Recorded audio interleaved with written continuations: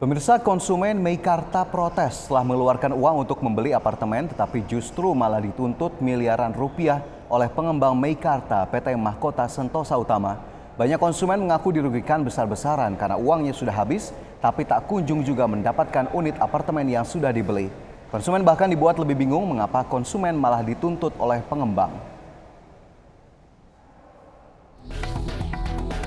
PT Mahkota Sentosa Utama atau MSU sebagai pihak penuntut merupakan anak usaha dari PT Lipo Cikarang Tbk. MSU menuntut konsumen Meikarta dan menggugat 18 konsumen Meikarta sebesar 56 miliar rupiah.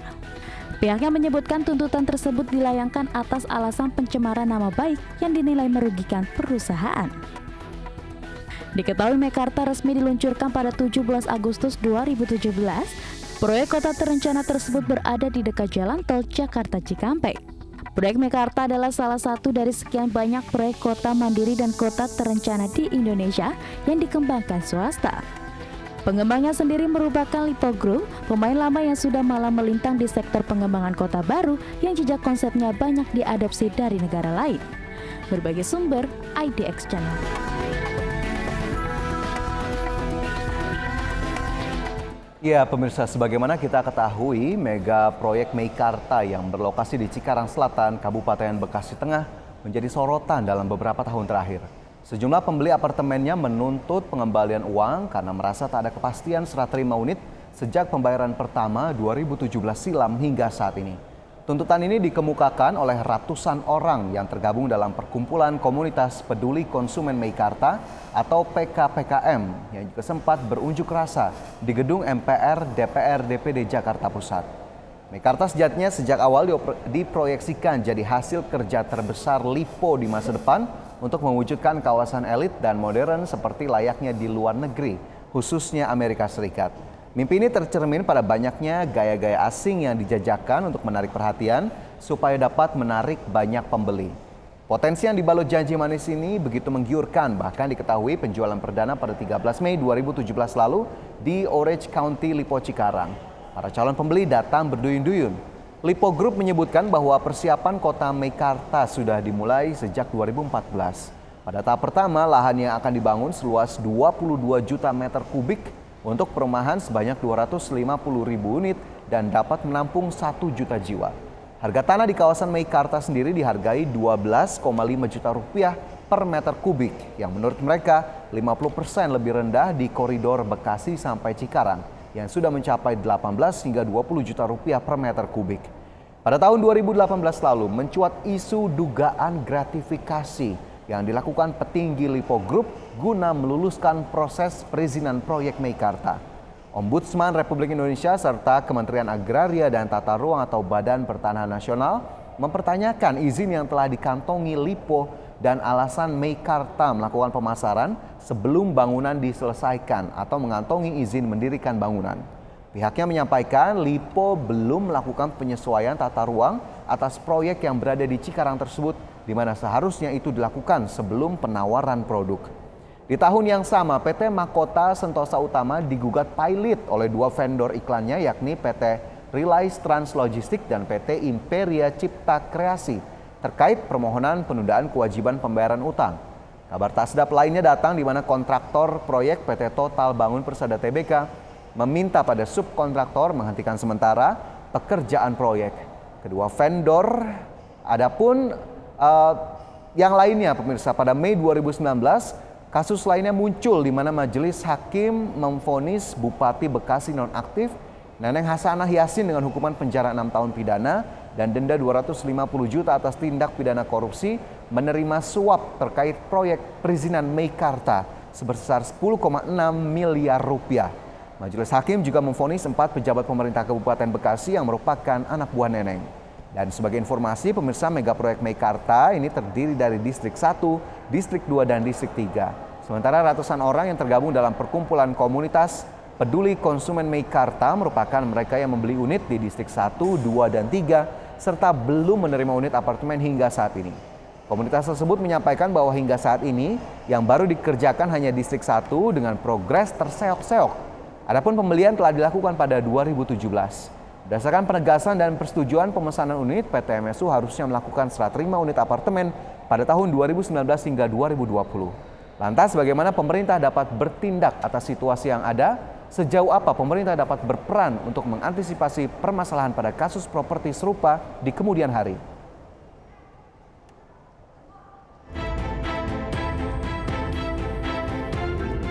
Proyek apartemen Meikarta di Cikarang membuat heboh setelah beberapa tahun lalu proyek pembangunannya memicu kontroversi perizinan dan disusul munculnya polemik soal komplain dari para pembeli apartemen.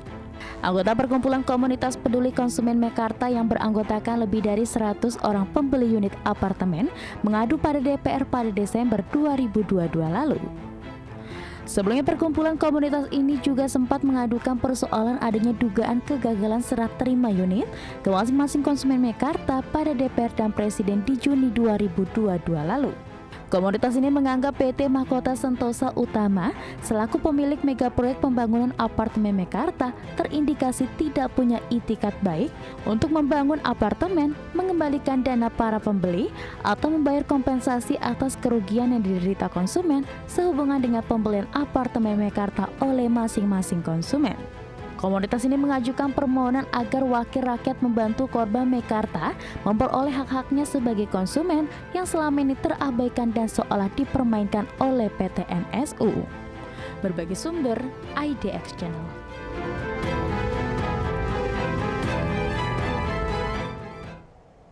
Ya, polemik kasus perseteruan pengembang kawasan Meikarta dengan konsumennya berbuntut panjang dan belum juga usai hingga hari ini. Kasus Meikarta dimulai saat ratusan konsumen menuntut pengembalian dana karena tidak ada kepastian unit yang mereka beli sejak pembayaran pertama 5 tahun lalu.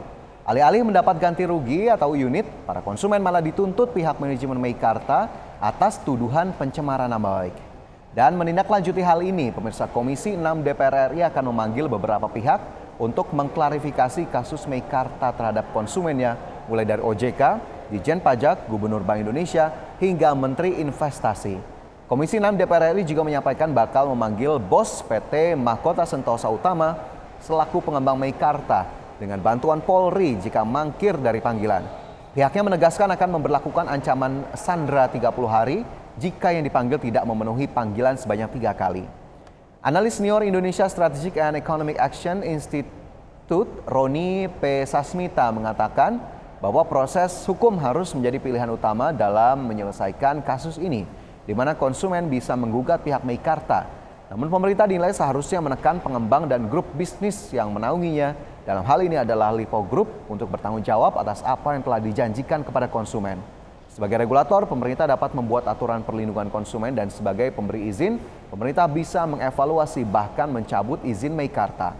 Sebagian praktisi hukum menyarankan pemerintah untuk membuat undang-undang properti atau real estate yang kuat perlindungan konsumen karena relasi hukum dalam jual beli properti atau real estate dinilai kompleks.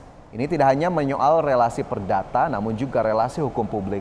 Sebenarnya ada lembaga negara yang dibentuk untuk membantu upaya pengembangan perlindungan konsumen, yaitu Badan Perlindungan Konsumen atau BPKN. Kendati demikian, lembaga itu hanya bertugas menerima pengaduan tentang perlindungan konsumen dari masyarakat. Lembaga perlindungan konsumen atau pelaku usaha tanpa berwenang menyelesaikan kasusnya. Pemerintah dinilai seharusnya membentuk lembaga pengawas yang tak hanya sekedar menerima aduan, tapi juga menindak kasus yang terkait dengan perlindungan konsumen. Selain itu, Yayasan Lembaga Konsumen Indonesia atau YLKI meminta Kementerian PUPR untuk membuat pengawas perlindungan konsumen properti. Pasalnya, dari aduan konsumen individu sepanjang tahun 2022, sektor perumahan menempati posisi keempat dengan 7,3%, di mana persentase ini menunjukkan 64 individu dari total 882 keluhan melapor pada YLKI terkait masalah perumahan. YLKI juga menilai berdasarkan Undang-Undang Nomor 8 Tahun 99 tentang Perlindungan Konsumen, Kementerian Sektoral harusnya membuat peraturan teknis terkait perlindungan konsumen. Kementerian PUPR seharusnya mengeluarkan aturan atau pedoman teknis perlindungan konsumen di sektor perumahan yang dapat menjadi acuan bagi pengembang dan konsumen ketika mengalami permasalahan dalam pembelian properti.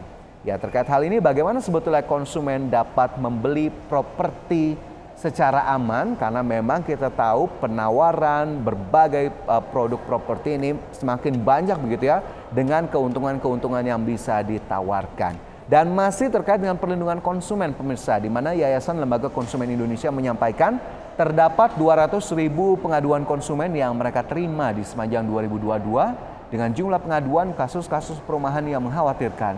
Kasus Meikarta menunjukkan suatu fenomena sistemik dan krusial terkait dengan proyek selling. YLKI mengaku sebelumnya sudah kerap mengingatkan secara intensif kepada publik terkait fenomena marketing secara masif yang dilakukan oleh pihak pengembang. Selain strategi marketing yang jor-joran, pemirsa, tak dipungkiri bahwa harga murah memang jadi satu hal yang menggiurkan bagi calon pembeli. Namun agar tidak tertipu karena nasib properti yang tak jelas, ada beberapa tips yang bisa diterapkan sebelum membeli properti. Yang pertama adalah periksa perizinan. Para pembeli sudah seharusnya memeriksa terlebih dahulu izin yang sudah diberikan pada pengembang properti tersebut atau properti tersebut dengan melihat izin peruntukan lahan. Izin itu sebenarnya bisa diminta langsung kepada pengembang proyek, namun praktik di lapangan seringkali izin tersebut disembunyikan. Izin juga dapat dicek di Badan Pertanahan Nasional dan juga Dinas Tata Kota di daerah terkait. Langkah berikutnya adalah dengan mengecek pengembang. Selain izin, rekam jejak pengembang juga harus dicermati. Konsumen sebaiknya mencari tahu proyek-proyek yang pernah dikerjakan oleh pengembang, termasuk kasus-kasus yang menyeretnya.